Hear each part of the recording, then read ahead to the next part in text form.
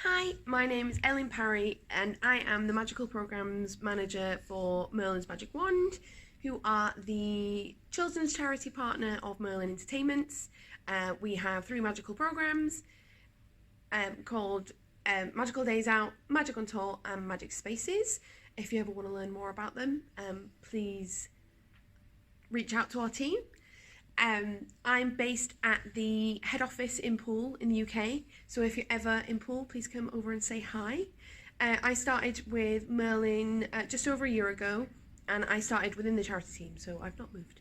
And prior to this, I worked in the third sector, helping communities overcome problems, and prior to that, I worked at Walt Disney World over in Florida, and before that, my experience was all in hospitality and tourism, so I'm really passionate about the guest experience, and it's just really great being at the charity because we can combine that passion with charity work as well, so what's better? Amazing. Okay, so welcome, Ellen. We're going to be talking to you today a little bit about World Autism Awareness Day, which happens on the 2nd of April. So my first kind of question is, does Merlin's Magic Wand actually support neurodiverse beneficiaries?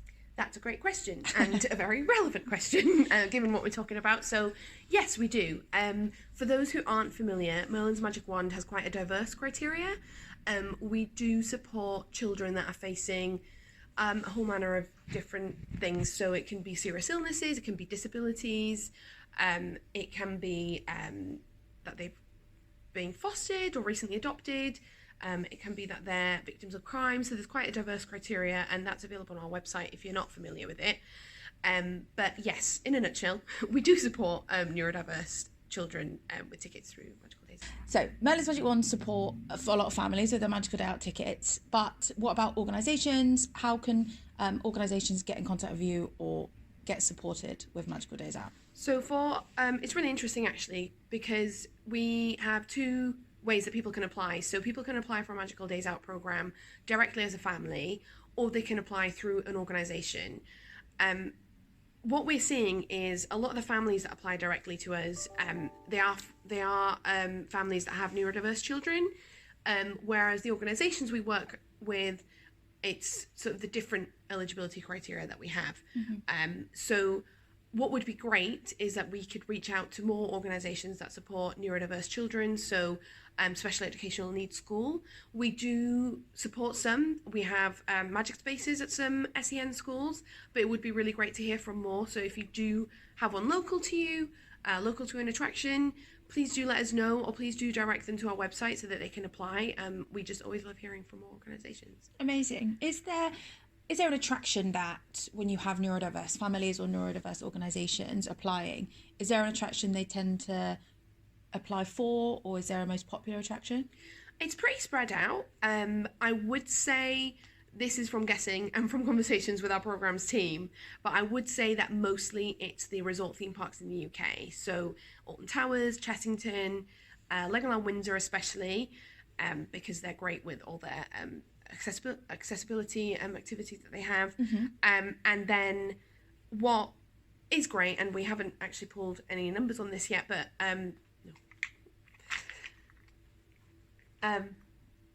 what we're hoping to see is that more and more of the guests that we support that are neurodiverse apply for Peppa Pig theme park in Florida, and the same with the Legoland parks in the States, because it would be really great now that they are certified autism centres that we can showcase what that's all about, and that they feel comfortable being able to visit there. Perfect. That's really interesting. And are there kind of any attractions out there that you've seen or read things about or seen PR coverage that you think are doing really amazing things to support neurodiverse guests? I think recently it's been mainly about the Legolands in the US, and with them, like I mentioned, with them becoming certified autism centres. I think one of the most amazing things I've seen so far is at Legoland, California, with their newest attraction, the Ferrari Build and Race, that they've been able to, they're dimming the sound effects or putting the sound effects off for an hour each day, so that our neurodiverse guests have the opportunity to go on that attraction and feel that they will be okay to do so. So that's really great, and it would be amazing if other attractions can take that on board as well. I appreciate that operational capacity doesn't always allow this, but it would be amazing. And Alton Towers Resort, I believe, give out headphones if anyone needs that. So that's amazing as well. And there's plenty of quiet mornings around attractions worldwide. What I do think is great is if you're listening to this and you think, wow, those sound like really great things, I would encourage you to connect. So connect with all the other attractions. If you see something that's great, reach out to them, ask, how can we do this at ours?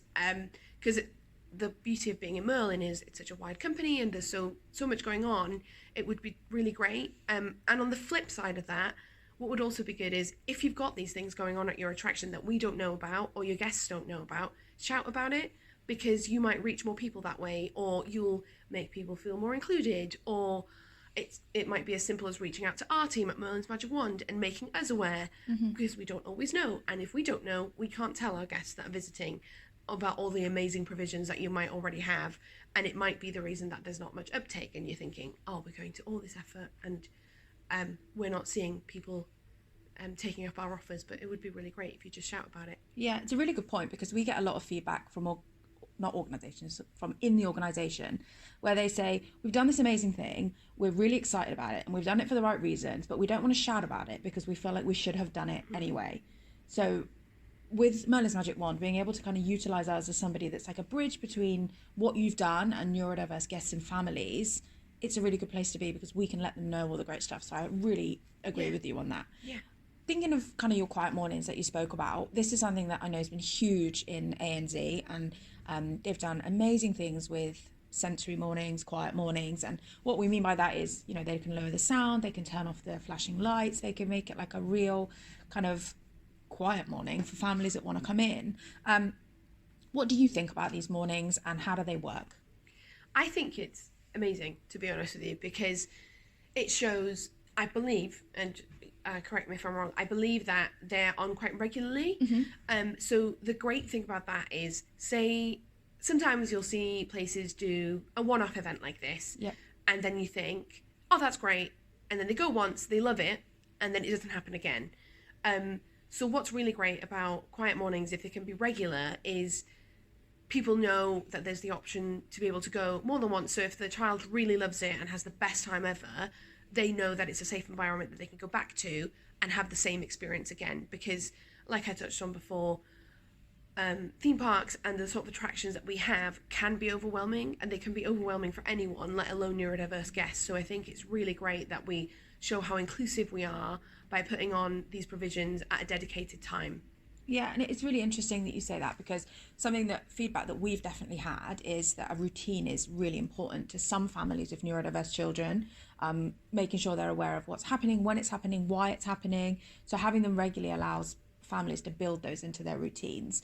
Is there anything else that attractions can do to kind of better these routines for guests, or to make people aware of different sensory things that they've got?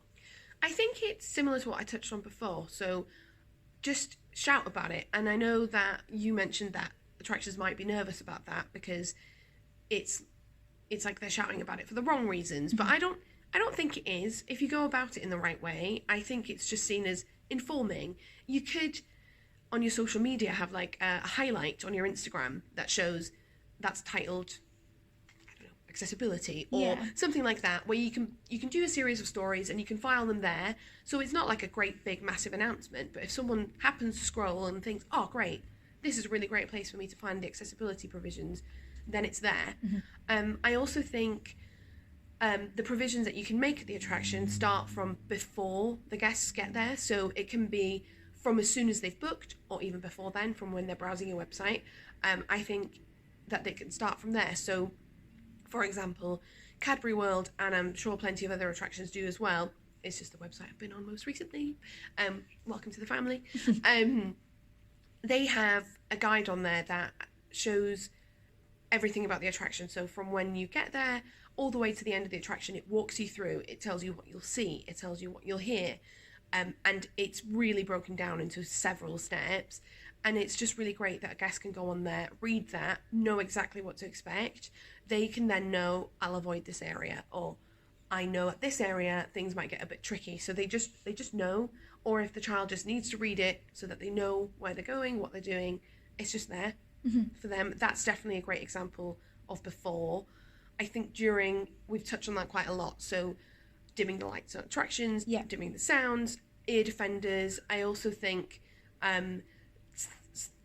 things as simple as lanyards or pop badges that you can just hand out or have them there ready for people to ask for should they want to. Yeah, I think with all of these things, what's really interesting is that we can always bring it back to kind of Merlin's magic wand. We can always bring it back to the fact that families might be in these attractions, they might be wearing lanyards, they might be getting ear defenders, they might be attending a quiet morning, but all of these families can and are eligible for Merlin's magic wand.